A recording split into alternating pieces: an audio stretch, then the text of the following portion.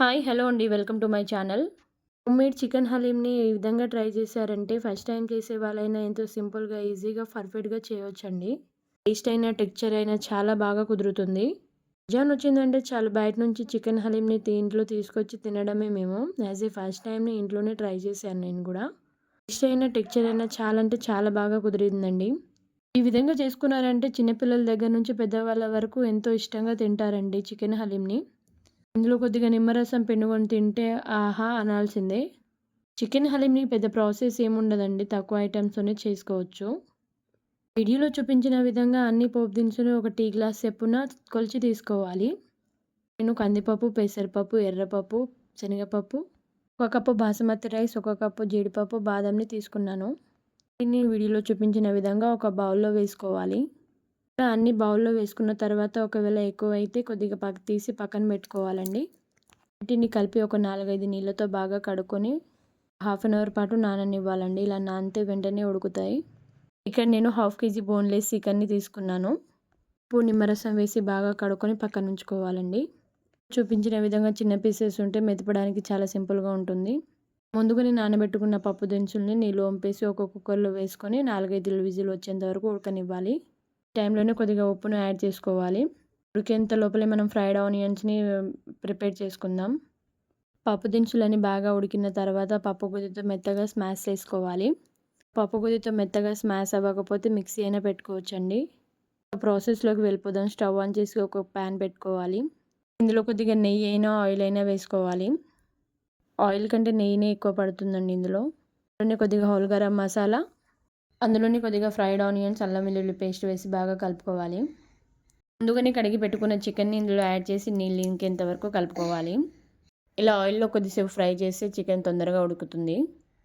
కొద్దిగా ఫ్రై చేసిన తర్వాత టేస్ట్‌కి తగినంత కారం, ఉప్పు, ధనియా పొడి, గరం మసాలా, ఘాట్ మసాలా, జీలకర్ర పౌడర్ అన్ని మసాలాలు ఇందులో వేసుకొని బాగా కలుపుకోవాలి. ఇందులో మీకు కారం నచ్చకపోతే మిరియాల పొడిని కూడా యాడ్ చేయవచ్చండి. నేను మిరియాల పొడిని యాడ్ చేయలేదు. కారం యాడ్ చేసుకున్నాను. మసాలాలన్నీ ముక్కలకి పట్టే విధంగా బాగా కలుపుకొని మూత పెట్టుకోవాలి. మధ్య మధ్యలో మూత తీసి కొద్దిగా కలుపుకొని అందులో ఉప్పు సరిపోయిందా లేదా అని చూసి కొద్దిగా ఉప్పుని యాడ్ చేయాలి. ముక్కలకి మసాలాలు బాగా పట్టిన తర్వాత కొద్దిగా వాటర్‌ని యాడ్ చేసి ముక్కల్ని బాగా ఉడకనివ్వాలి. ఆ వాటర్ వేసిన తర్వాత బాగా ఉడికి ఆయిల్ పైకి తేలగానే పైన ఉన్న ఆయిల్‌ని తీసి ఒక బౌల్‌లో వేసుకోవాలి అండి. ఇలా వేసుకోవడం వల్ల చికెన్ హలీమ్‌ని బాగా మెదిపినప్పుడు పైనుంచి స్టఫింగ్‌కి బావుంటుంది. వీడియోలో చూపించిన విధంగా ఆయిల్ మొత్తం ఒక బౌల్‌లో తీసి బౌల్‌ని పక్కన పెట్టుకోవాలండి. చికెన్ ఉడికిందా లేదా అని చూసి పప్పు గుత్తితో బాగా మెదుపుకోవాలి. ఇక్కడ మెదిపేటప్పుడు చాలా కష్టంగా ఉంటుందండి. చెయ్యి నొప్పులేస్తుంది. వేరే వాళ్ళ సహాయం తీసుకుంటే బెటర్. ఇక్కడ పప్పు గుత్తితో స్మాష్ చేయనీకి రాకపోతే చికెన్ అంతా బయటికి తీసి చేత్తో అయినా స్మాష్ చేసుకోవచ్చండి. నేను పప్పు గుత్తితోనే లోపలే స్మాష్ చేసుకుంటున్నాను. వీడియోలో చూపించిన విధంగా మెత్తగా స్మాష్ చేసుకున్నప్పుడు ఇందులో కొద్దిగా వాటర్ వేసి మళ్ళీ మెదుపుకోవాలండి. స్టవ్ ఆన్‌లోనే పెట్టుకోవాలండి. సిమ్‌లో పెట్టుకోవాలి. మెతపడం అయిపోయిన తర్వాత మనం ముందుగానే మిక్సీ పట్టి పెట్టుకున్న పప్పు దినుసులని పేస్ట్‌ని ఇందులో కొద్దిగా యాడ్ చేసుకున్న తర్వాత కొద్దిగా పైనుంచి కొద్దిగా ఫ్రైడ్ ఆనియన్స్, నెయ్యిని యాడ్ చేసి బాగా మెదుపుకోవాలండి. ఇలా ఫ్రైడ్ ఆనియన్స్ వేసేటప్పుడే కొద్దిగా నిమ్మరసాన్ని పిండుకున్నామంటే టేస్ట్ బావుంటుంది. ఉండలు లేకుండా పప్పు గుత్తితో మెత్తగా మెదుపుకోవాలి. ఒక హాఫ్ అన్ అవర్ పాటైనా ఇలా మెదుపుకోవాలండి. ఇలా మెదుపుకోవడం వల్ల అందులో ఉన్న వాటర్ మొత్తం ఇంకి చిక్కటి గ్రేవీలాగా అవుతుంది. ఎలా పడితే అలా కలుపుకోకూడదండి. వీడియోలో చూపించిన విధంగా కలుపుకున్నామంటే పేస్ట్ చేసుకున్న పప్పు మిశ్రమం, చికెన్ 2 కలిసే విధంగా కలుపుకోవాలండి. ఇలా మెదిపేటప్పుడే ఇల్లంతా మంచి సువాసనతో నిండిపోతుందండి. స్మెల్ తోటి సగం కడుపు నిండిపోతుంది.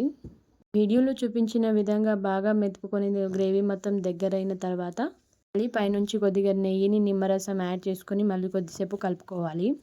ఇలా మెత్తగా స్మాష్ చేసుకున్న తర్వాత సన్నగా కట్ చేసుకున్న కొత్తిమీర, పుదీనా కొద్దిగా ఇందులో వేసి కలుపుకోవాలండి.